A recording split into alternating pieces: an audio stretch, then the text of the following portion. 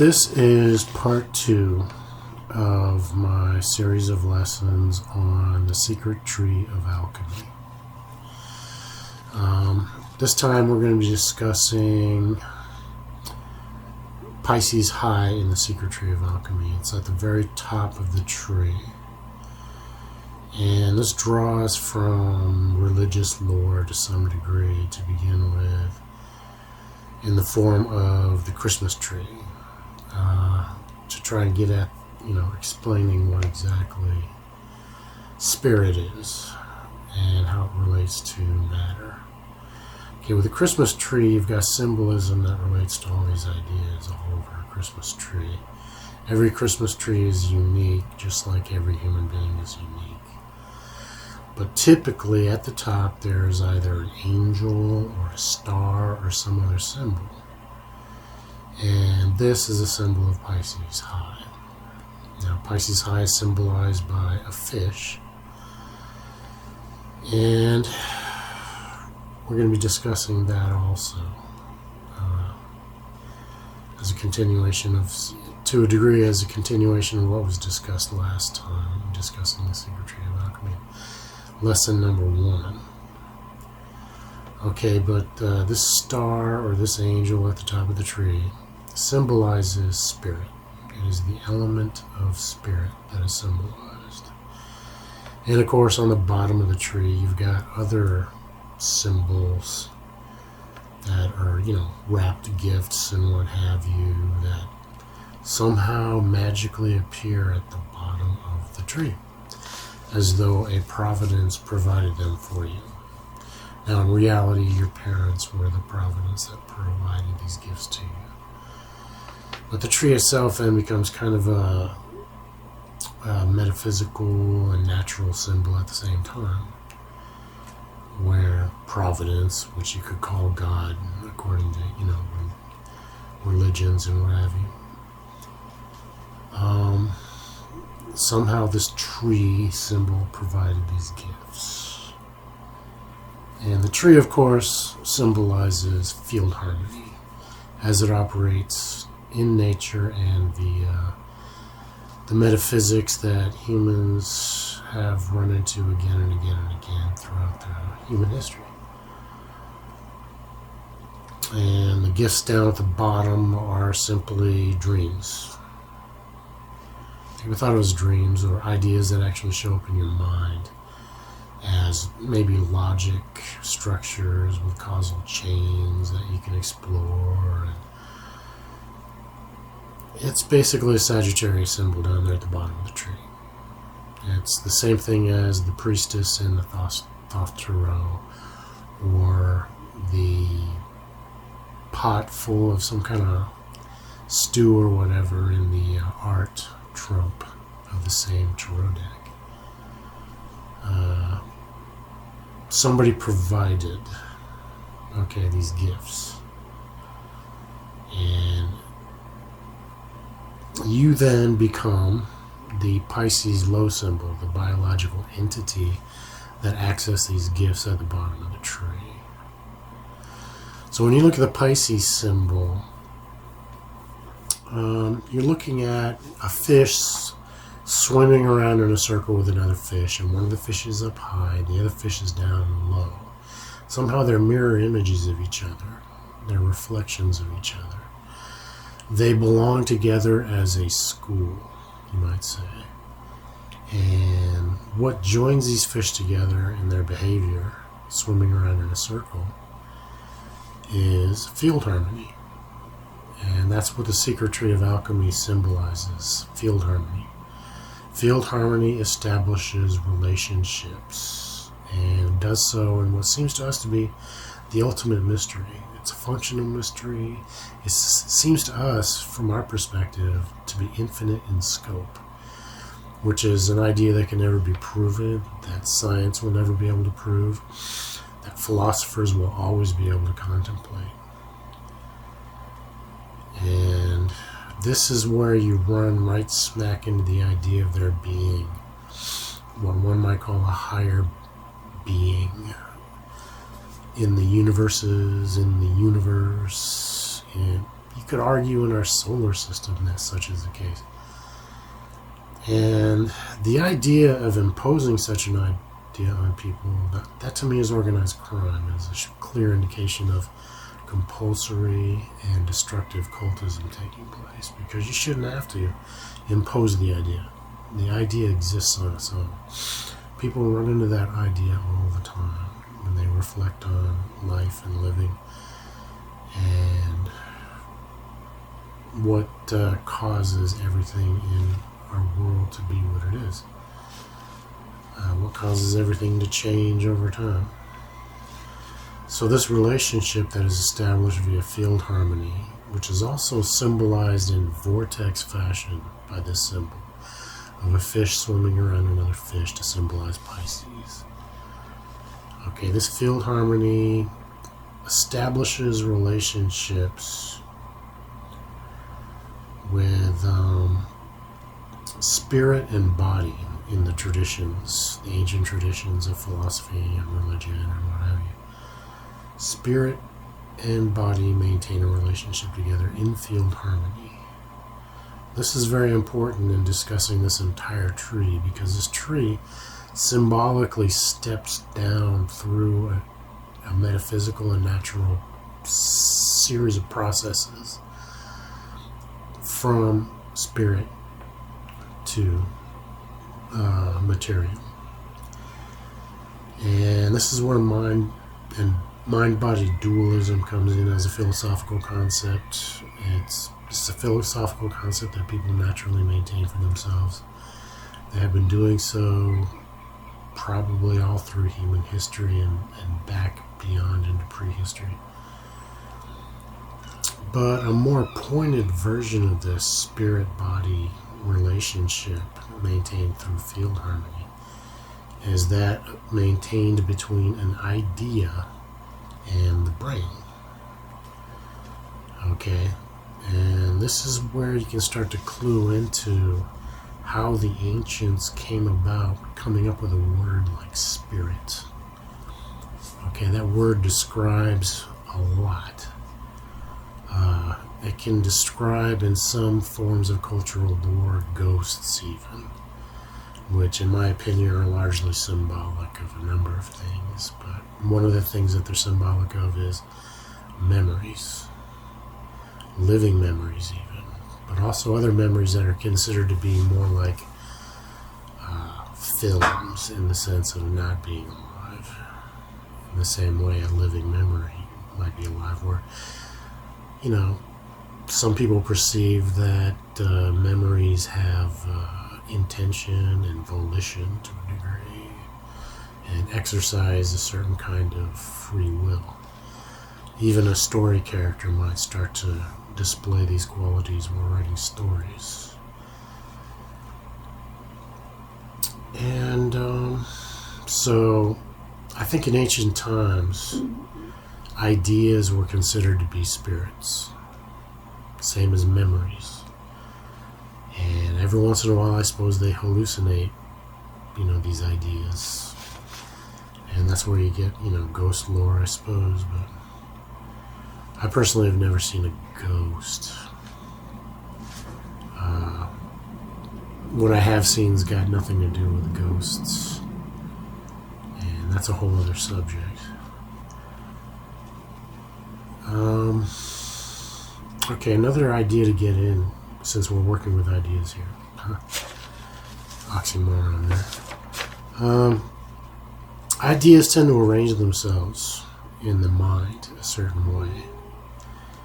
And this has to do with the way your memory system works. Okay, ideas are either remotely accessible or they're more presently accessible.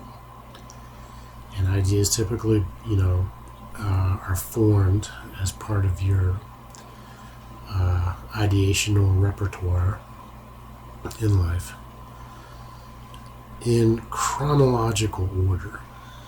But at the same time, they also relate to each other in terms of likeness to each other. So ideas that are like each other tend to group together, and yet at the same time, they organize themselves into a chronology to where ideas that were laid down first in your mind throughout your life, they will tend to be the most remotely accessible compared with ideas that were laid down more recently or encoded more recently into your long-term memory.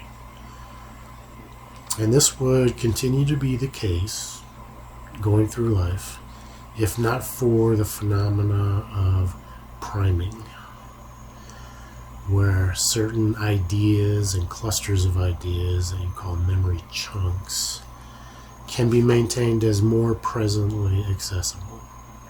Okay, less remotely accessible, in other words. Okay, via priming. You prime an idea by making use of it, for one thing. Every time you use an idea or a memory or an experience, you prime it to more, easier accessibility, less remote, more present, relatively speaking, because this workings of the unconscious mind and the long-term memory, it's all highly relative. Ideas relate to each other. It's very relative. Nothing is black and white and cut and dried. Okay, it really depends on what you find to be most useful. But other methods can be used for priming purposes, like mentioned in the last lesson.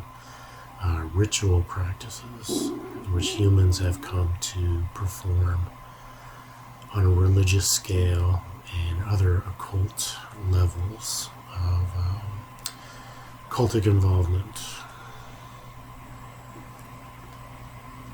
And so this modifies things to where even an idea you've had since grade school, it's used again and again. It remains relatively accessible compared with more recent ideas that you, for whatever reason, have not really bothered to use or otherwise prime into accessibility. Okay.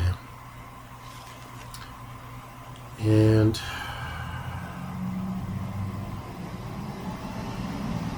one way of looking at an idea is as on a symbolic level, okay, is as a point. Now this point symbolizes a solute idea. And solute is important for Pisces High because that is the alchemy that applies to Pisces High most readily. The idea of being solute, which means it's not crystalline yet in your mind. Okay, your mind can crystallize an idea in the form of imaginings and logic structures, causal chains to explore, and just other forms of, personal reflection and ideation that typically take place very often on a conversational level involving language. But that all happens down to Sagittarius level. What's happening up here at Pisces High, though, is best symbolized as, in terms of a point. Not an infinite distant point, which is a Taurus idea, but as a point. As this point has properties associated with it that you would call destinational, and another property would be determinant. Okay? Destinational relates to the idea that you can arrive at an idea in your mind, okay, by, via reflection, thinking, contemplating, realizing, imagining, practicing free association in a Freudian sense. You can arrive at an idea. Okay, that is destinational nature of an idea. Now that's kind of my own terminology. Some of this terminology is my own, some of it's psychology that I've learned. Another way of describing ideas, as I've said, is as determinant. These points of ideation, symbolic points. They can also be thought of as determinate. That means that they are causal somehow in influencing your life. But it's from a solute perspective. Now, how would a solute perspective influence your life except through something like field harmony, which implies the idea that there are fields of energy and vibrations and function even that operate throughout universes and in our universe. Some have called this field in our universe the cosmic ether. It's like a field of energy, initiative, if you will, that exists on the very edge of our ability to perceive reality. And some very expensive experiments have been done to try and discover this field. And it's arguable whether or not these experiments have been successful, but they involved architectural structures built up on mountaintops and remote locations where light is observed traveling over a distance, and you're looking for alterations in, I think, light speed or bending of light or something like that. I'd have to go back and look up the experiments all over again, but we haven't done experiments like that since, I think, the 19th century, which I don't think that's progressive at all myself, but that's that. Now, an example of something point symbolic along these lines that is both destinational and determinant would be something like a goal. A goal is something you can arrive at, and it is also something that is determinant in your life, especially the closer you get to a goal. Okay? And this comes out of the psychology of self-regulation quite a bit. There's goal orientation and pursuit that takes place typically in a person's life. This is a natural inclination that people have. Within that context, there's a such thing as implementation intentions.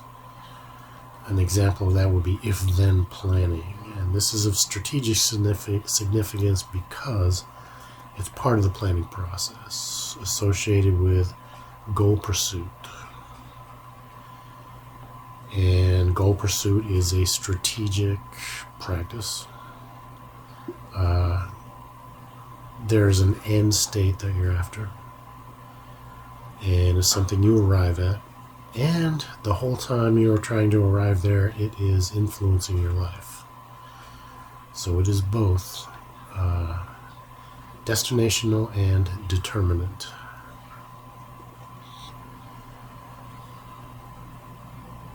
And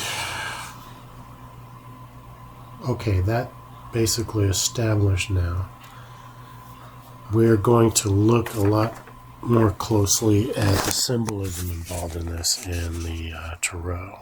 So I'm just going to wing it as well as I possibly can while looking at this version of tarot card from the Thoth Tarot called the Aeon. Okay, this is the Pisces High Trump card in the Secret Tree layout of the Thoth Tarot, which I have a video on elsewhere on this site. And it's a video that I used in the first lesson. I might include it in this one too, somehow. Alright, we have an expression here, a symbolic expression in the form of a painting. These paintings were all done by Lady Frida Harris for Eliza Crowley in accordance with his instructions. And that should have been an interesting process in itself. It's difficult to tell how much secrecy Eliza Crowley managed to maintain under those circumstances, and how much discovery was involved on the part of Lady Frida Harris also. that would even be unique to her in painting these paintings. But the artistry of this is one of the reasons why I chose this deck. The art is of generally superior nature, and it is supposed to be a scientifically informed deck of tarot cards. So on the top you got 20, and I have not got much into that symbolism just yet. It basically symbolizes the order of the cards. And on the bottom it says the Aeon, and I don't understand the Hebrew alphabet at all. I never bothered to study it.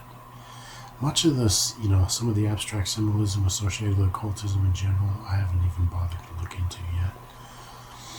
And maybe it's because I've never really been ready to do that from this perspective that I've been pursuing and studying these cards. So I'm not by any means a comprehensive expert on traditional tarot symbolism. I've just been studying, the way I've been studying for the past quarter century on this subject. Anyway, one of the things that stands out in this particular image, the Aeon, is the woman-like figure that is basically a star field, and there's a human head for which this forms the hairline.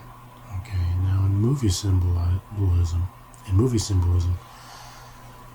hair symbolizes memories.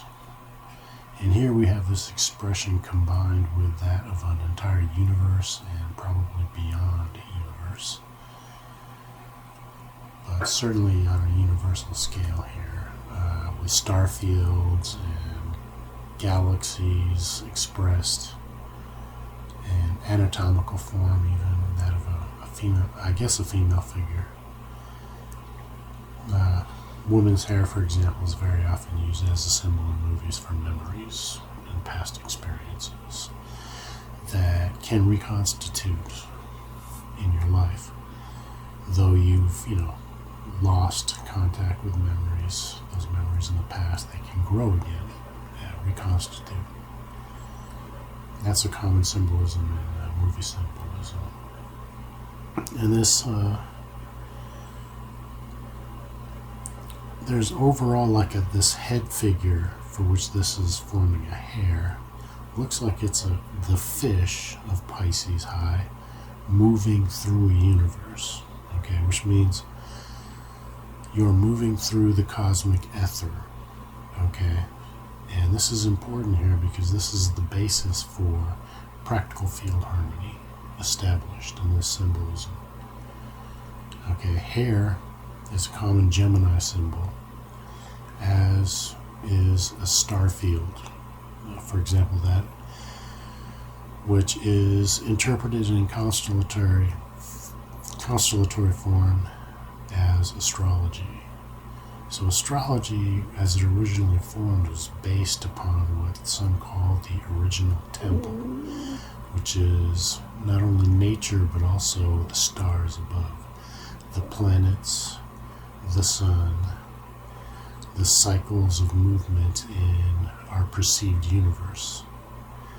These are things that ancient peoples have been studying for a very long time. And here, this generally speaking is associated with ideation, because there's a ghost-like figure in this imagery here. And from the eyes up, okay, this particular symbolism of the star field is overlaid upon that human figure. It's an anatomical position kind of figure. And that could symbolize, a human soul full of spirit, full of ideas. But above the eyes, this is symbolism seen in movies, as I've described in Lesson 1, for example, in Excision, where there's a woman lying in an autopsy pan who's had her top of her head cut off, but still somehow she's functional. and intelligently functional, symbolizing intelligence network operation, involved in combat, I guess, as past experiences being dreamed. So, this hair symbolism, this cosmic universal hair symbolism, symbolizes the unconscious mind as it functions in somebody's life on an ideational level. Okay, the finger is being brought up to the lips to symbolize a point in a manner typical of what people do when they're contemplating something or wondering about something, questioning something even. This gesture is fairly common, I guess, and it's illustrated here. But it's illustrated to symbolize coming to a point.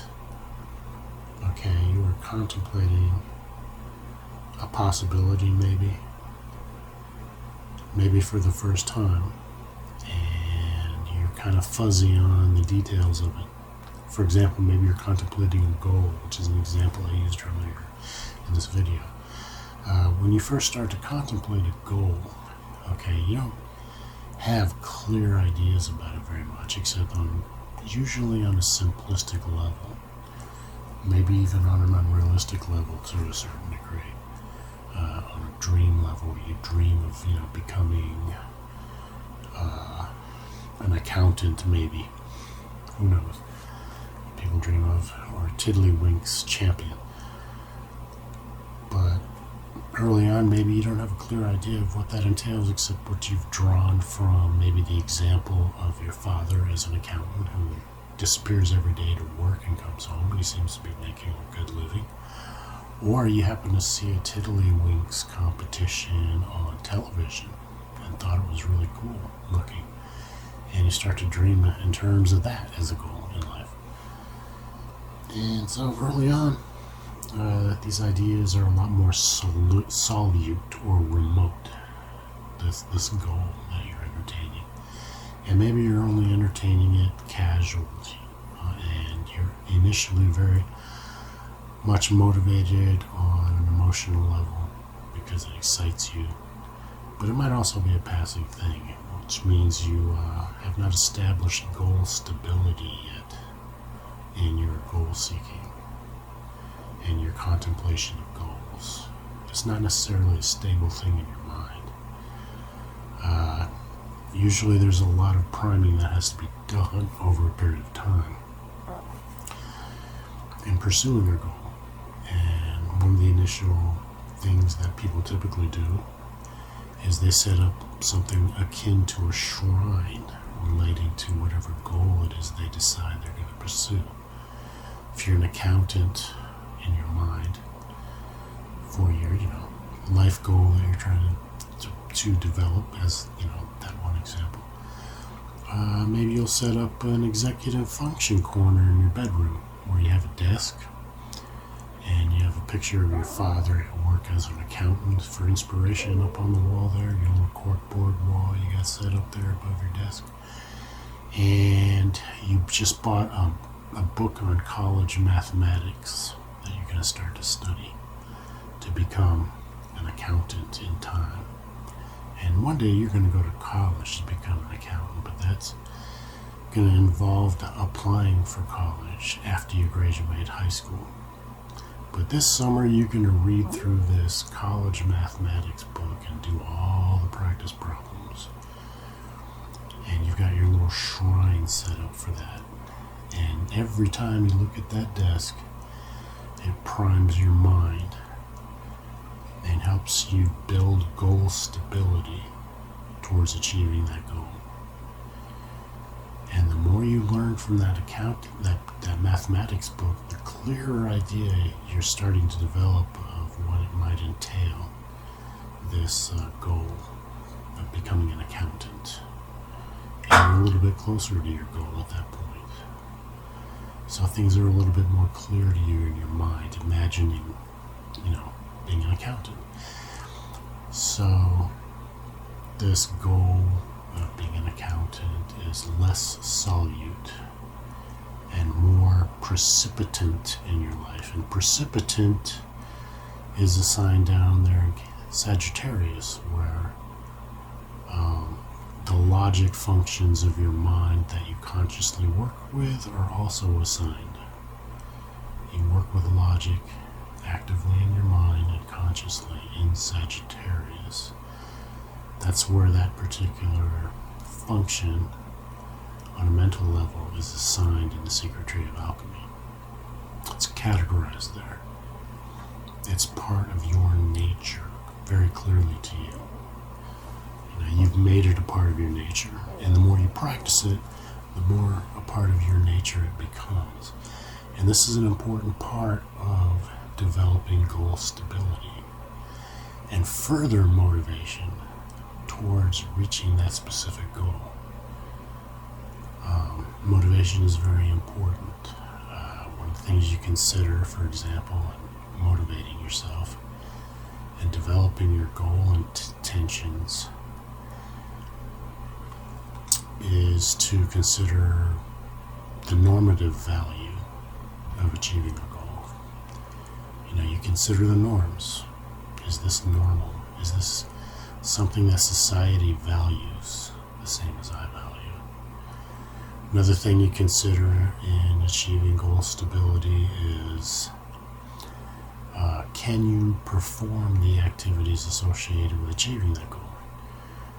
Well, maybe early on you're questioning that quite a bit and you're uncertain, so you're not as greatly motivated as a result of that, and there is less goal stability as a result. Maybe you have doubts about your ability to perform as an accountant, but every time you do a chapter in that book and do all the practice problems, you're becoming more sure of yourself on that level, and you're developing confidence. And confidence is motivational. It motivates you, and that helps you further maintain your goal intentions, implementation intentions, and you become more sophisticated in your strategy of achieving your goal. And in that, you are building goal stability.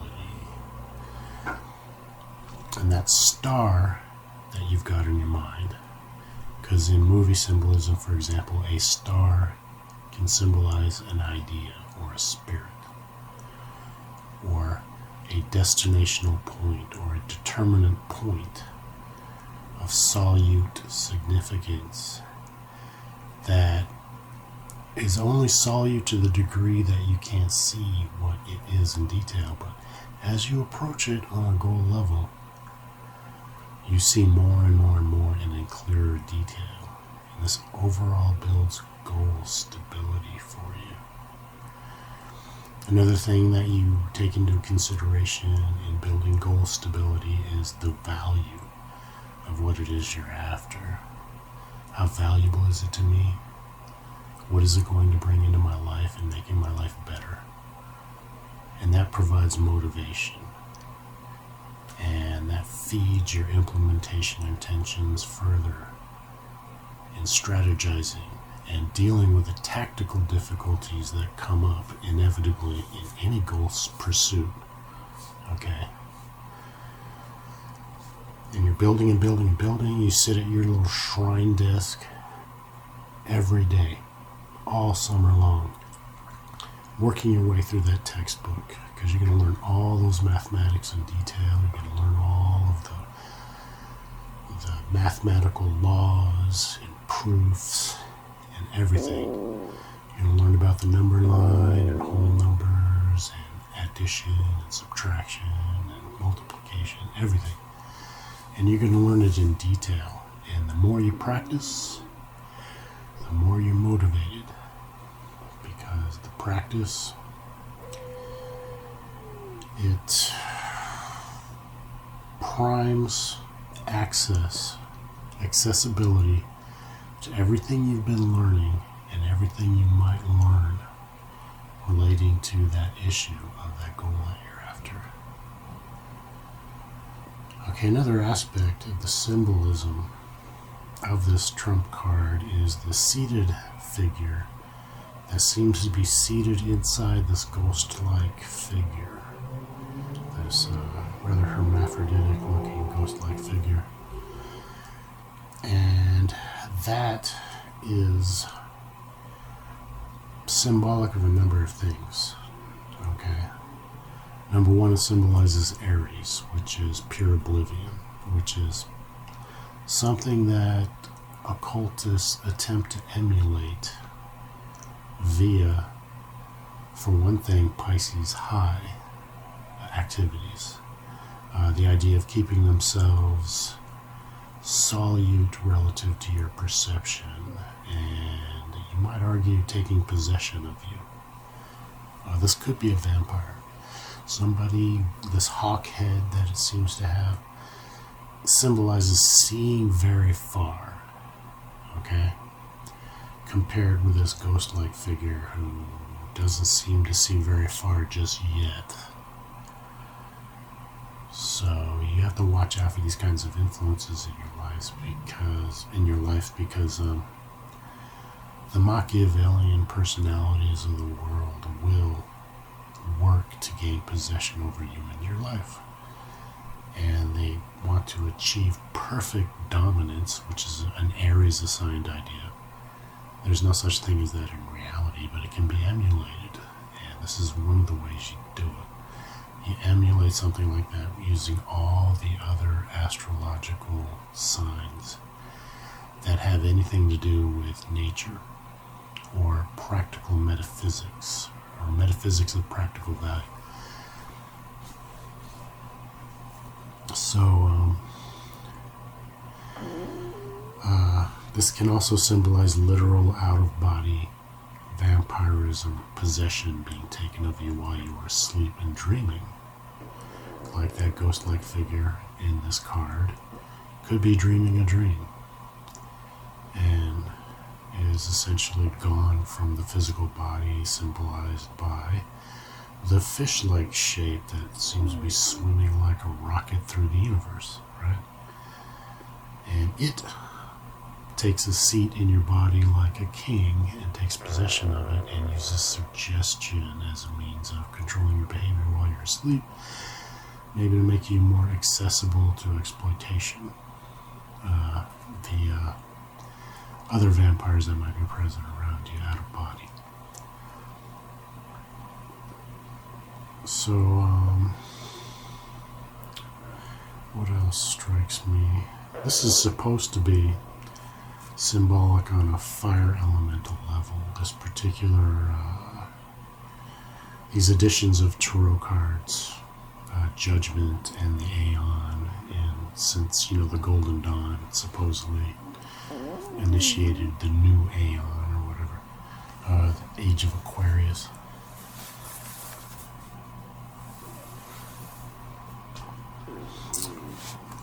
And that's a specific thing to a specific ritual and dream that the cards are representing.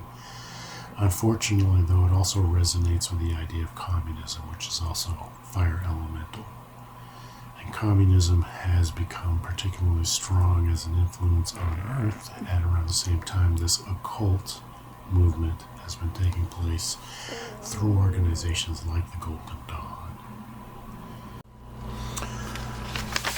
Okay, so the Santa archetype is an archetype that seems to resonate with this seated figure in this symbolism. This hawk-headed thing. So in a sense, you could say that this god or whatever that they've got in here, that's, I guess, is ancient Egyptian, Thoth or whoever. It looks to me like it's got a falcon head that symbolizes accurate vision to great distance and the ability to fly. The mind can fly with great speed and accuracy, predator-like even. But anyway, Santa, in my opinion, is derived from this kind of symbolism as provisional or as providence symbolism. And there's a lot of different stories on that subject of Santa Claus, as associated with human sacrifice and what have you, as though Santa is symbolic of Jesus as a human sacrifice. And that gets into vampirism. Such a seated figure, though, also can symbolize the presence of past incarnations in the present life. If you think of that fish figure and the symbolism rocketing its way through the universe, that's like the physical body fed by the cosmic ether as it moves through life. It exercises itself, it exercises the neurons in the brain, for example, in daily living and thinking, processing information. And the seated figure can represent all the memories associated with a past incarnation of yourself, residing in that body, having the capacity to act as a solute influence on the present incarnation. But this past life figure can also come to be represented by a vampire that operated in your past life that now is an interloper on this level of acting as your past incarnation, as a memory matrix presence in your present existence. And then, of course, your present spirit body, or astral body, or etheric body, symbolized by the hermaphroditic figure in the imagery, is influenced by this. It exits the body at night, it leaves, it goes and it dreams somewhere, and it is trying in this way to come to a point. This point can symbolize a specific spirit, and this point is also something that can be wished upon. As Freud said, that dreams are all expressions of wish fulfillment in life. And there's the tradition of wishing upon a star. Wishing upon a point is really what you're doing, and a variation of that is, of course, meditating upon the image of a star in your mind for, maybe prior to going to bed or while taking a rest break during the day from, for example, studying. I like to meditate on that kind of symbolism, a star or an infinite distant point, which is not a specific image other than a little black dot that's imagined as distant as possible from myself. That's like meditating upon a Taurus type ideal rather than a Pisces high ideal, though. But it does have an effect on dreaming, I've noticed, fairly consistent, taking into account all the other influences that influence quality of dreaming, such as enough sleep at night. And memory in general, to a degree. I've read that it has a positive influence on memory.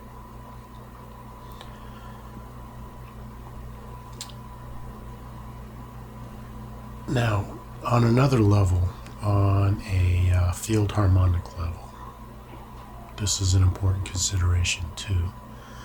Ideas that are held in mind, are kind of a way of tuning your energy body vibrationally, to whatever it is you're imagining. So learning to work with your imagination or your thinking or your reflecting so that it can positively influence you on this level might influence your health to either a positive or a negative degree. You're essentially tuning yourself to the universes and all the energies in the universes and our cosmic ether also. So if you're constantly, ruminating negatively, for example, or guiltily, This often results in depression and helps build and maintain depression. You might develop, learned helplessness, and then that becomes over time depression. And with depression, there's also such issues as irritability, which that can act as a sign of the approach of depression in your life, which can become major depression, which is a mental disorder. So what you think of every day is an important issue. And an idea held in mind, it becomes like an ideal the more you think in terms of it.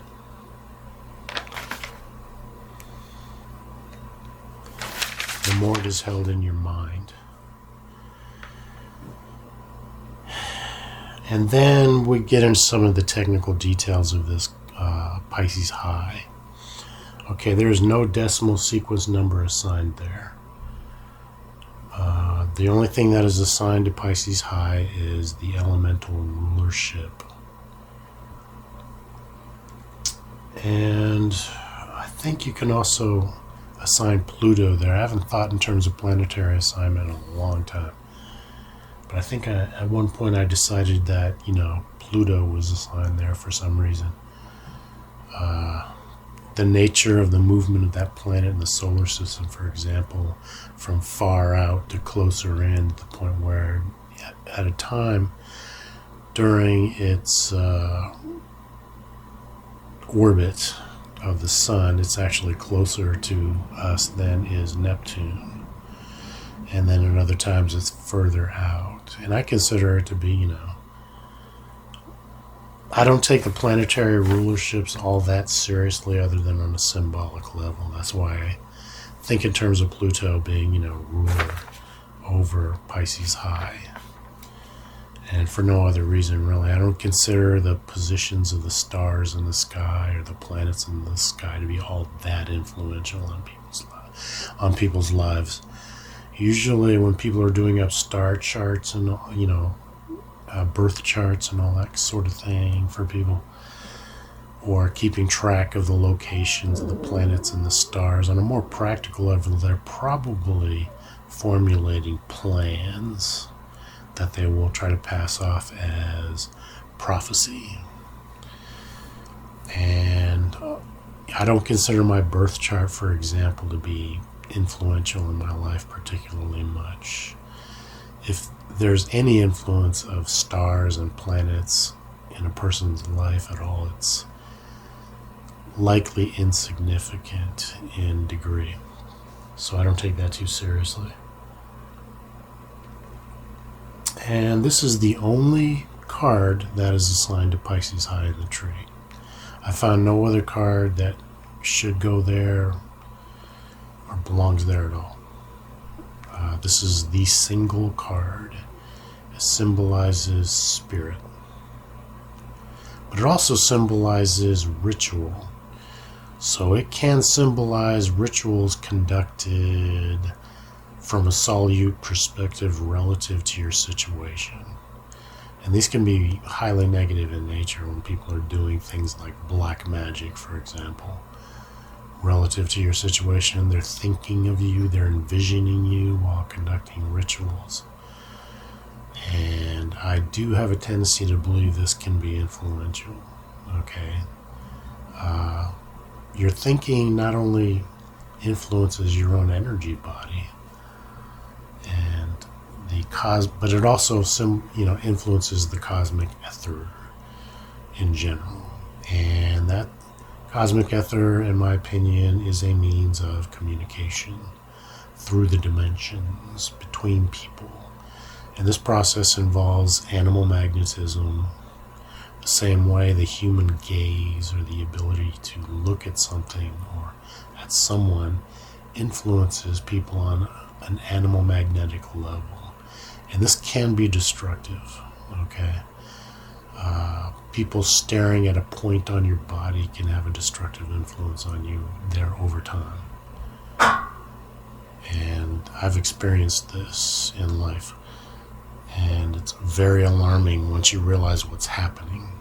A lot of these people that come into the country, for example, from foreign continents, practice this kind of stuff all the time. They practice some of the most ridiculously evil thought and intention focusing I've seen anywhere, as a matter of course. As part of their superstitious existence. But the thing is, much that is called superstitious is quite real and influential. Okay, the human gaze and its influence on animal magnetism. It can bring people together in relationships of a closer and more intimate nature when, for example, lovers look each other in the eye, or people look each other in the eye when greeting each other or talking to each other. Humans have evolved a behavioral repertoire that is healthy in regards to this issue. Okay? And there's unhealthy variations associated with cults. Destructive cults, for example, often teach their members to stare at people.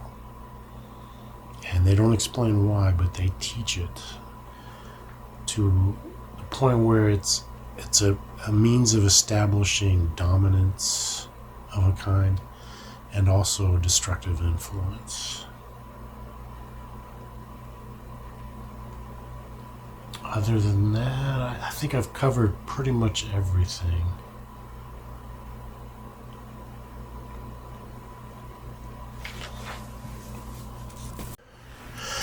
The seated figure in this tarot imagery here, an important consideration to take into account whenever you're looking at a tarot card is your own perspective in viewing the imagery. So relative to your viewing perspective, the seated figure is more remote, and the standing figure is less remote. So the standing figure is, in my opinion, associated with the present, and the seated figure, in my opinion, is associated with the past.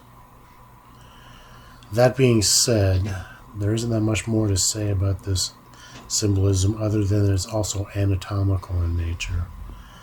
There's the head, used as a symbol of the entire secret tree of alchemy, and then there's the body, the standing body, the anatomical position symbolism that also represents the entire secret tree of alchemy.